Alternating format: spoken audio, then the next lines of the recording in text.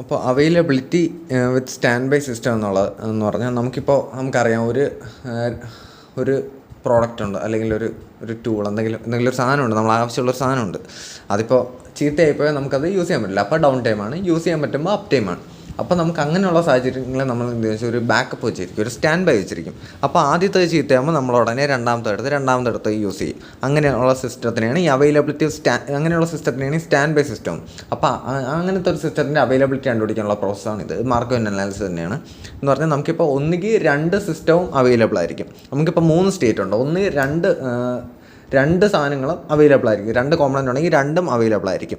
രണ്ടാമത്തെന്ന് വെച്ചാൽ ഒരെണ്ണം അടിച്ചു പോയി, അപ്പോൾ നമ്മൾ രണ്ടാമത്തെ അടുത്ത് യൂസ് ചെയ്തു. അതാണ് സ്റ്റേറ്റ് 2. ഏതെങ്കിലും ഒരെണ്ണം വർക്കിംഗ് ആയിരിക്കും, മറ്റത് അടിച്ചു പോയായിരിക്കും. മൂന്നാമത്തെ സ്റ്റേറ്റ് എന്ന് പറഞ്ഞാൽ 2ഉം അടിച്ചു പോയി, 2ഉം നമുക്ക് അവൈലബിൾ അല്ല. അതാണ് സ്റ്റേറ്റ് 3. അങ്ങനെ 3 സ്റ്റേറ്റ് ഉണ്ട്. ആദ്യത്തെ 2 അവൈലബിൾ, രണ്ടാമത്തെ ഏതെങ്കിലും ഒരെണ്ണം അവൈലബിൾ, മൂന്നാമത്തെ 2ഉം അവൈലബിൾ അല്ല. അപ്പോൾ അവൈലബിലിറ്റി ഒക്കെ പറയുമ്പോൾ എന്താ, ഏതെങ്കിലും ഒരെണ്ണം അവൈലബിൾ ആയാൽ മതി, മിനിമം നമുക്ക് യൂസ് ചെയ്താൽ മതിയല്ലോ. അപ്പോൾ സ്റ്റേറ്റ് 1ൻ്റെ പ്രോബബിലിറ്റിയും സ്റ്റേറ്റ് 2ൻ്റെ പ്രോബബിലിറ്റിയുടെ സമ്മായിരിക്കും നമ്മുടെ അവൈലബിലിറ്റി. അപ്പോൾ നമുക്ക് അത് രണ്ടും കണ്ടുപിടിക്കണം. അപ്പോൾ ഇത് എങ്ങനെ കണ്ടുപിടിക്കുമെന്ന് വെച്ചാൽ നമുക്ക് ആദ്യം മാർക്കോവ് ഡയഗ്രാം വരയ്ക്കണം. അപ്പോൾ ഇതിന് 3 സ്റ്റേറ്റ് ഉണ്ട്. സ്റ്റേറ്റ് 1 ഉണ്ട്, സ്റ്റേറ്റ് 2 ഉണ്ട്, സ്റ്റേറ്റ് 3 ഉണ്ട്. അപ്പോൾ സ്റ്റേറ്റ് 1 നമുക്കറിയാം, സ്റ്റേറ്റ് 1ൽ നിന്ന് 2ലോട്ട് പോകാം. സ്റ്റേറ്റ് 1ൽ നിന്ന് 2ലോട്ട് പോകാൻ എന്ത് സംഭവിക്കണം, ഏതെങ്കിലും ഒരെണ്ണം അടിച്ചു പോകണം. അപ്പോൾ സ്റ്റേറ്റ് 1ൽ നിന്ന് സ്റ്റേറ്റ് 2ലോട്ട്. സ്റ്റേറ്റ് 2ൽ നിന്ന് സ്റ്റേറ്റ് 1ലോട്ട് എങ്ങനെ പോവാം, സ്റ്റേറ്റ് 2ൽ നിന്ന് സ്റ്റേറ്റ് 1ലോട്ട് അത് നമുക്ക് റിപ്പയർ ചെയ്യാം. അപ്പോൾ റിപ്പയർ റേറ്റ് R1 വന്നു. ഇനി നമുക്ക് എന്താ, R1 അല്ല, കാര്യം കാരണം നമുക്ക് റിപ്പയർ ചെയ്യാൻ 2 സാധനവും ഒരേ സമയമായിരിക്കും എടുക്കുന്നത്.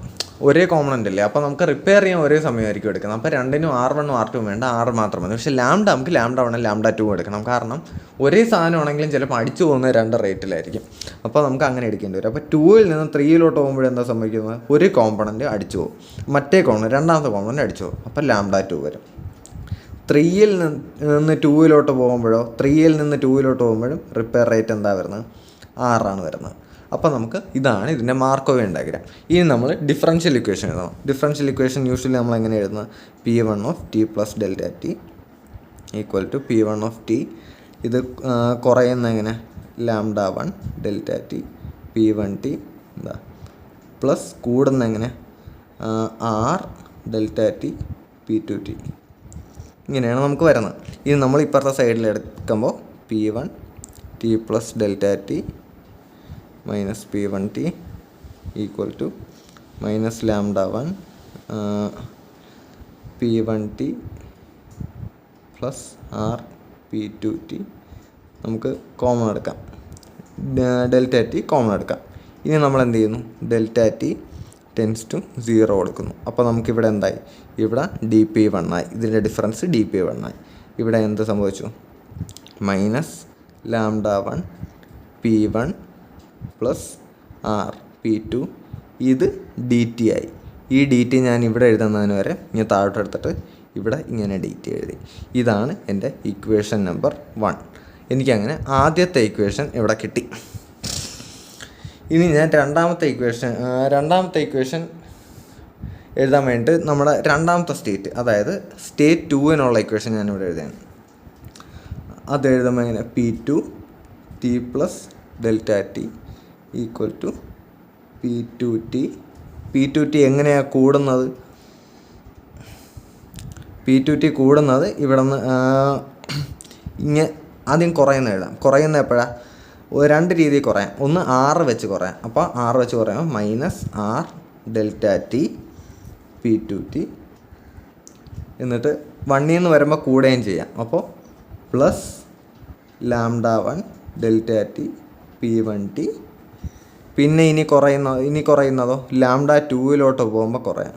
അപ്പോൾ minus lambda 2 P2 T delta T. ഇനി കൂടുന്നതോ 3ൽ നിന്ന് 2ലോട്ട് വരുമ്പോൾ കൂടാം. അപ്പോൾ plus R delta T P3 T. ഇങ്ങനെ നമുക്ക് എഴുതാൻ പറ്റും. ഇനി നമുക്ക് നേരത്തെ ചെയ്ത അതേ പ്രോസസ്സ് ചെയ്യുമ്പോൾ ഇപ്പുറത്തെ സൈഡിലോട്ട് കൊണ്ടുവരാം.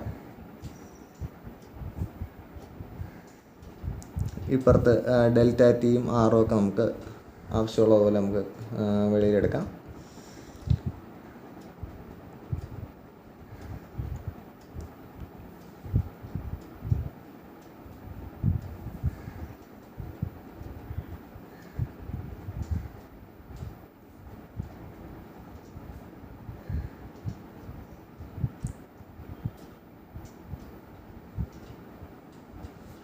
ഞാൻ ഡെൽറ്റ ടി വെളിയിലെടുത്തു.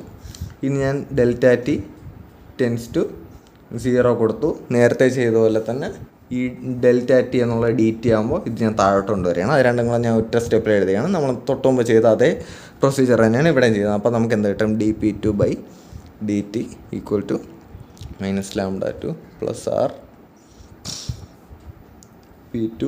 p2 കോമൺ എടുക്കാൻ പറ്റുന്നുള്ളത് ഞാൻ p2 കോമൺ എടുത്തിട്ടുണ്ട്, plus λ1 p1t plus R p3t. ഇങ്ങനൊരു ഇക്വേഷനും കിട്ടി. ഇതാണ് എൻ്റെ ഇക്വേഷൻ നമ്പർ 2. ഇപ്പോൾ എനിക്ക് 2 ഇക്വേഷൻസ് ഉണ്ട്. ഇനി ശ്രദ്ധിക്കേണ്ട ഒരു കാര്യം, മനസ്സിലാക്കേണ്ട ഒരു കാര്യം എന്താണെന്ന് വെച്ചാൽ, നമുക്ക് അവൈലബിലിറ്റി എപ്പോഴും നമ്മൾ സ്റ്റഡി സ്റ്റേറ്റ് അവൈലബിലിറ്റി അല്ലേ പറയുന്നത്, ഇൻഹെറൻറ്റ് അവൈലബിലിറ്റിയാണ് പറയുന്നത്. അതായത് with respect to time change ഇല്ല എന്നല്ലേ നമ്മൾ പഠിച്ചത്. ഒരു എക്സ് ആക്സിന് പാരലായിട്ടൊക്കെ പോയില്ല, അപ്പോൾ with respect to time change ഇല്ല. അതുകൊണ്ട് നമുക്ക് നേരത്തെ ചെയ്തപോലെ റിലയബിലിറ്റിക്ക് നമ്മൾ മാർക്ക് അനാലിസിസ് ചെയ്ത പോലെ നമുക്ക് എന്നാൽ ഇൻറ്റഗ്രേറ്റ് ഒന്നും ചെയ്യേണ്ട ആവശ്യം ഇവിടെ ഇല്ല. കാര്യം സ്റ്റഡി സ്റ്റേറ്റ് ആയതുകൊണ്ട് with respect to time variation ഇല്ല. അതുകൊണ്ട് നമുക്ക് എന്തെഴുതാൻ പറ്റും? നമുക്ക് dp1/dt ഈക്വൽ ടു 0 എന്ന് എഴുതാൻ പറ്റും. അതായത് ഈ എക്സ്പ്രഷൻ നമുക്ക് 0ക്ക് ഇക്വേറ്റ് ചെയ്യാൻ പറ്റും. അതായത് -λ1 p1 plus rp2 equal to 0 എന്ന് നമുക്ക് എഴുതാൻ പറ്റും. ഇതിൽ നിന്ന് നമുക്ക് കിട്ടും എന്ത് കിട്ടും? p2 equal to p1 λ1/r1 എന്ന് നമുക്ക് കിട്ടും. അതേപോലെ ഇനി നമുക്ക് അതുപോലെ എന്താ എഴുതാൻ പറ്റും?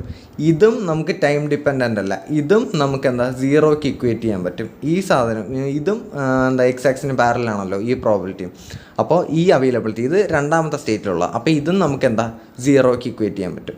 അപ്പോൾ ഇത് ഞാൻ 0ക്ക് ഇക്വേറ്റ് ചെയ്യുമ്പോൾ ഇതിലെനിക്ക് ഒരു സൈഡിലോട്ട് p1 ഐസൊലേറ്റ് ചെയ്യാൻ പറ്റും. p1 ഐസൊലേറ്റ് ചെയ്യുമ്പോൾ എനിക്ക് കിട്ടുന്ന expression p1 equal to λ1/r plus λ1 λ2/r². ഇത് കാണാതെ പഠിക്കേണ്ട ആവശ്യമൊന്നുമില്ല. ഇത് ഐസൊലേറ്റ് ചെയ്യാൻ എളുപ്പമാണ്. ഇത് ഐസൊലേറ്റ് ചെയ്യുമ്പോൾ ഈ ഒരു എക്സ്പ്രഷൻ കിട്ടും. ഇത് രണ്ടും പഠിച്ചു വയ്ക്കേണ്ട ആവശ്യവും ഇല്ല. ഇത് രണ്ടും ഒന്നുകിൽ ഇത് ഓർത്ത് വെച്ചിരിക്കാം, ഒന്നുകിൽ പഠിച്ചു വെച്ചേക്കാം, അല്ലെങ്കിൽ പെട്ടെന്ന് നമുക്ക് ഇൻറ്റഗ്രേഷൻ ഒന്നും ആവശ്യമില്ലാത്തതുകൊണ്ട് ഇത് dp/dt പെട്ടെന്ന് എടുത്ത് 0ക്ക് ഇക്വേറ്റ് ചെയ്ത് ഡിറൈവ് ചെയ്തെടുക്കാവുന്നതേ ഉള്ളൂ പ്രോബ്ലം ചെയ്യാനായിട്ട്. അതുകൊണ്ട് ഇത് അങ്ങനെ വേണമെങ്കിൽ ചെയ്യാം. അല്ലാതെ ചെയ്യാൻ സമയം എടുക്കുന്നുണ്ടെങ്കിൽ ഇത് 2 ഫോർമുലയും പഠിച്ചു വെച്ചിരിക്കാം. ഈ p2ൻ്റെ എക്സ്പ്രഷനും p1ൻ്റെ എക്സ്പ്രഷനും പഠിച്ചു വെച്ചിരിക്കാം. ഈ അവൈലബിലിറ്റി ഓഫ് സ്റ്റാൻഡ് ബൈയുടെ ഫോർമുല വരുമ്പോൾ p1 പ്ലസ് p2 എന്നാണ് വരുന്നത്. പിന്നെ വേറൊരു കാര്യം, ആസ് യൂഷ്വൽ നമ്മൾ പറയുന്ന പോലെ തന്നെ വേറൊരു നോട്ട് വരുന്നത് p1 plus p2 plus p3 equal to 1 കൂടിയായിരിക്കും.